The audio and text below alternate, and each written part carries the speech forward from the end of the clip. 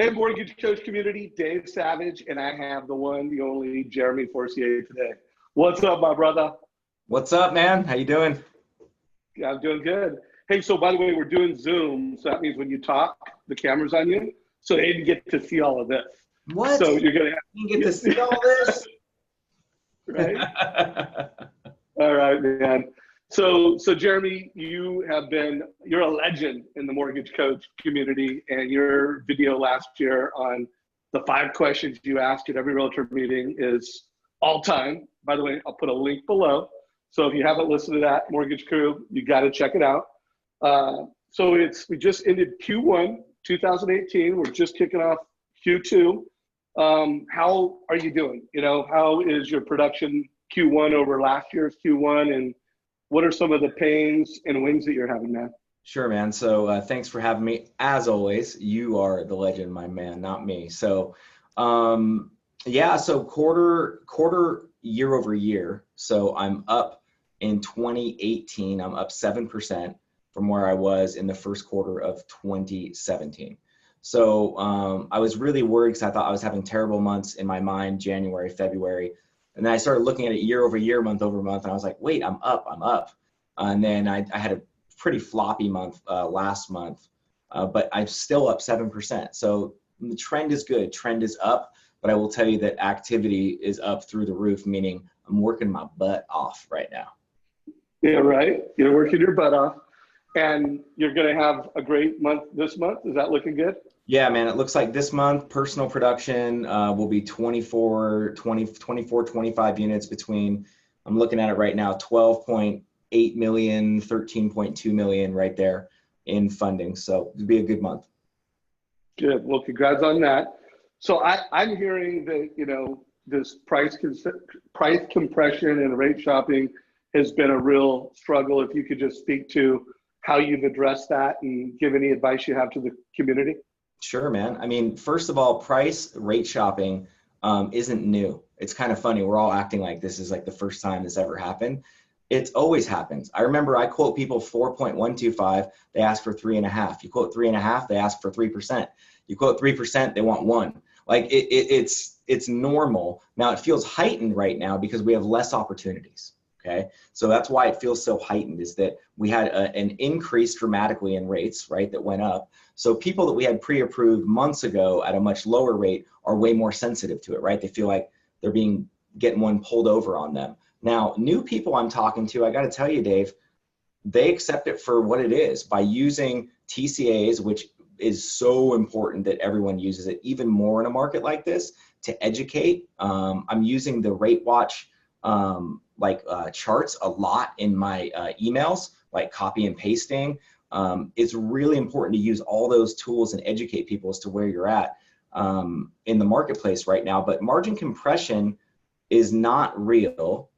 The reality is that, we just have 100 basis points less to work with as mortgage companies right now. So I think the faster that we go like full on service consult, make any adjustments that we have to from a compensation standpoint, it's really nothing different than any other rate shopping environment, in my opinion.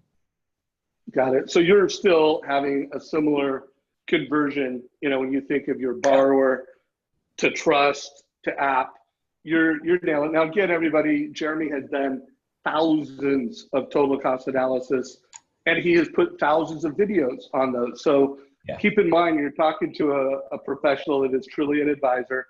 Any other, just because I want to get into realtors, because we both know that in this market, you need more real estate relationships than you did last year. But anything else you could think of from a conversion standpoint to help loan officers, crush it? If there's just here's the 3 things you need to do, what would they be, bringing that leadership to the industry, to our community? So here's a change that I made, okay? And one of the 3 things that I would say you have to do right now is that there is no reason to talk about rate at all. None. There's no reason to, because you can't control that. So get back to the super fundamental basics, right? Of like, hey, Dave, if you were a client, you're a first-time home buyer, I'm asking people about, hey, have you ever done a monthly budget before? Those are the type of questions I'm asking. No, by the way, is the answer 99% of the time, right? Well, hey, have you thought about a monthly budget that you want to stay around, for your mortgage when you purchase a home? Get really clear on the payments, right? And how that interacts with their finances. So when I'm making my TCAs now, a lot of the times I'm not highlighting the interest rate anymore. I'm highlighting the purchase price, the loan amount, and I go right down to the payment and the cash to close. And that's what I'm talking about in my video. So that's a slight change that I've made, Dave, just because it seems that people are so sensitive about the rates because they've gone up, is that I just kind of take it off the table completely. And if people want to ask me questions about it, I'm more than happy to get granular and detailed, but I want them to engage me on it. Okay, I want them to engage me on it. So that would be one.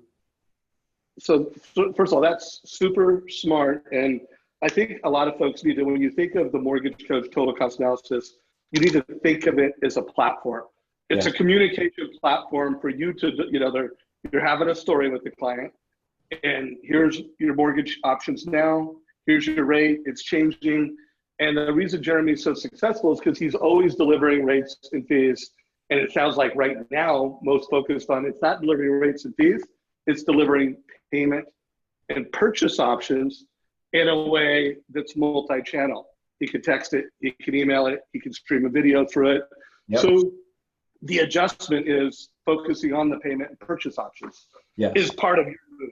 Yeah. Anything else that you can think of before we get into realtors? Yeah, so I'd say number two is that I stopped issuing pre-qualification letters, okay? So I only will issue a pre-approval letter now, defined as literally all docs in and ready to rip. So I'm not quoting anymore, Dave, either, until they're fully pre-approved with their docs in, which I got to tell you made me really nervous when I'm like, I'm going to try this and see what happens. But my conversion is actually up because people are committed more, right? I'm letting them know up front, being super honest with an open heart, like anything that I give you is going to be false. I always want to make sure that I work within truth in our relationship. So in order for me to do that, I can't give you anything tangible until I have these 8 documents, right? Taxes, pay stubs, et cetera, et cetera.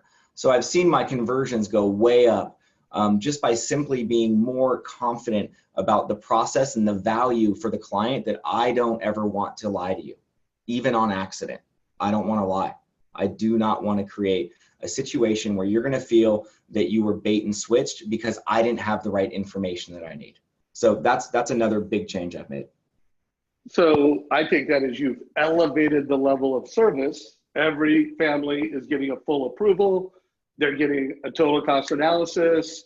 You're doing more. You're doing more. So what about real estate agents? Are you needing more agents that are referring you business month to month to maintain and grow right now over last year? Yes. So, oh my God, I wish it was different, you guys. I mean, seriously, I am tired. All right. But it's all good, baby. Like, it's fueling me. But yes, I am prospecting twice the amount of agents on a weekly basis that I used to, because this is crazy. The largest segment where I live personally right now of people fleeing the state is California, like to move out of California. It's a fact. You can look it up. It's insane. So my number one realtor source, right, this guy Rick, who's awesome, worked with him for 7 years. We meet every Wednesday. And 3 weeks ago, I said, dude, I got to get something off my chest. Like, what, am I doing something wrong? Are you working with someone else? And he was like, dude, no. And I go, well, bro, we haven't done a transaction together in 3 months. Like, this is crazy. And the leads aren't coming in. And he was like, man, that's weird. I have 9 escrows right now going. And I went, well, tell me about them. So I wrote them all down. I still have it sitting right here on my desk. Dude, divorce, died, moving in with girlfriend, moving to Oregon, going to Washington, reverse mortgage purchase. It tripped me out. All 9, or excuse me, 8 of the 9 didn't need me. Didn't need me. And I'm finding that with more and more of my agents. Like, I'm like, okay, I need to start hustling more. Okay, this is a reality. This is just a period of time in the market. I'm not going to make an excuse about it. Like, I need to be working with more people because there are less buyers for us, meaning people that want to finance. All cash purchases, probate sales, all these listings, people leaving. I need to go get people that are going to buy those homes rather than me always trying to qualify the people selling those homes to relocate, because it's not happening for me. Well, by the way, I just thought of the title for this interview. It's like, I Need to Hustle More by Jeremy Forcier. Because I do think, that is a trend. The folks that are killing it in this market, or by the way, in some cases, even staying flat, they're hustling. You have goals and you're doing what you need to have those goals. So any strategies or ideas to get meetings with realtors right now? Anything that you could bring down on everybody? So by the way, I'm flat, right? So I'm flat. I think that if you're flat in this market, you're killing it. Okay, because that means you're not going backwards, and you can build off that. So go for flat. Okay. So so here's the deal with the realtors. Okay, I want everyone who's watching this to break up realtors into 3 categories, A, B, and C. I'm going to tell you when to call them. Okay. So I now have 3 different lists of categories of agents. My A realtors are people that I do 4 or more transactions with per year. So look back 12 months, did 4 more deals in the previous 12 months. Those are your A realtors. Okay. B realtors are going to be anyone that you have done 1 to 3 transactions with in the last 12 months. C realtors are going to be anyone who has referred you someone but you haven't closed yet, or the people that you're prospecting and really want to work with. And here's how many people you need on these lists. So for me, my A list, I have 17 people on my A list. Okay. I have 38 people on my B list, and I have 65 people on my C list. Okay. So you have to be prospecting 100 agents. All right. Here's the call schedule. A list, I call them every single week. Those are my buds. These are my business partners. These are the people that you're in relationship with already. Okay. B's, I break them up into every other week. Half the list one week, half the list the following week, alternating. And then my C's, I do the same thing. I alternate every other week, half the C list one week, half the C list the next week. The reason why I started breaking up the every other week with those B and C ones and prospects, people were getting super irritated of me calling them every single week and them not calling me back. It's just the truth. I mean, I would like to think that my grit would just outwork it, but I realized that I was being stupid, right? So when I went to every other week, I started getting better results with people that I'm not in a relationship with yet. So that would be my recommendation, Dave. You got to have a 100 agent prospecting list broken out in those categories and then alternate those calls. Love that. So 2 things I want to get out of you. So you've got some scripting, again, down below, 5 questions that Jeremy asked. I love your script that you ask people the questions and they always say, one of my challenges, communication. And then you use that as an opportunity to bring Mortgage Coach as your communication platform for borrowers. Anything new with that? Are you doing anything different in terms of how you're integrating, your total cost analysis into the realtor conversation? Anything come to mind? Yeah, absolutely. So I would say that I'm using mobile, which I'm a slow adopter, you guys. Dave will tell you. Like, once I adopt, I'm all in, always. But it takes me a little time to get. I'm like, oh, my efficiencies, you know what I mean? And then but then once I'm all in, so I've been using the Mortgage Coach app, creating TCAs and updating them like crazy from my mobile app, and it's great to show agents that as well. Right. So I love to going into appointments right now is figuring out a listing that they might have, and then coming in with on my mobile app going, hey, did you see that there's all these different options for your buyers? I don't know what you thought about this, but I can do as many of these as you want. I'm more than happy to show you a scenario for your seller as well. I can create one and send it to them right now if you'd like. And they're like, wait, you can create all that from your phone? Yeah, I can even record a message. Like, do you want me to make one for your seller introducing myself? You can do that type of stuff with the app on the phone, and it's super easy to use, Dave. Honestly, it's killer. Well, that's because you've done hundreds of them. You do it a lot. And by the way, folks, Jeremy is also, and I know this because I've interviewed realtors that Jeremy works with, he is, after realtor meetings, forwarding them a total cost analysis, Always. adding a video to it. So they're getting to see his experience, and he's hustling.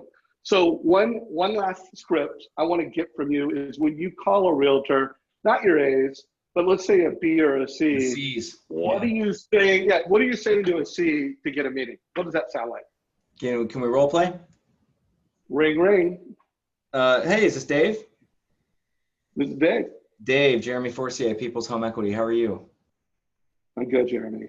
Good, man. Hey, I wanted to get together with you because I know that you're having lots of listings come on the market, and I have a lot of buyers that are looking for those listings. And I'd love to get together with you so that you can understand my process, and your seller will know exactly what to expect every time you see one of my letters.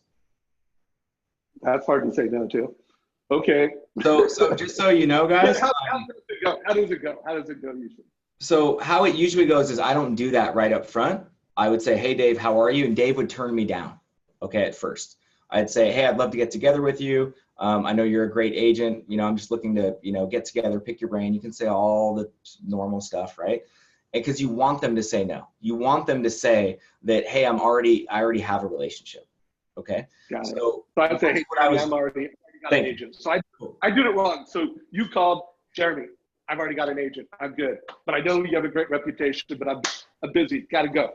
Yeah. Hey, no problem, man. So it doesn't surprise me, that you're in a great relationship, but with so many listings coming on, I think it's really important for you to understand how my process works, regardless if you use me or not, because you're going to be seeing a lot of my pre-approval letters. And I think you need to know that we will guarantee in writing that we will close on time, or we'll pay your seller $1,000 a day. And I put that in writing as long as we meet 3 conditions on the approval letter. And that's what I'd like to go over with you. Okay, so that's a strategy. Any other quick hits? I know you've got like all kinds of.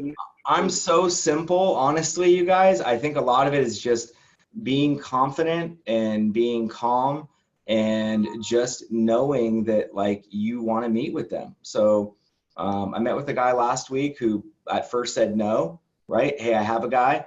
And I said, hey, that's great. Doesn't surprise me, would still like to get together, did the script like this. He said, hey, thanks, but I just don't want to waste your time. And I said, hey, you're not going to waste my time. Great people should always know great people. How about just 15 minutes? I'll stop by your office. He said, okay. A lot of it is just, you guys, just not saying no. Like just hearing the no and going, I'm going to ask one more time. I'm going to ask one more time. I'm going to ask one more time. And that's it. I mean, a lot of it is just, when I hear no, I always think, ooh, counterpunch, ooh, counterpunch, ooh, counterpunch. Like counterpunchers are the best boxers ever in the history of boxing. It's always a counterpuncher. It's never the guy who's just going to take your head off.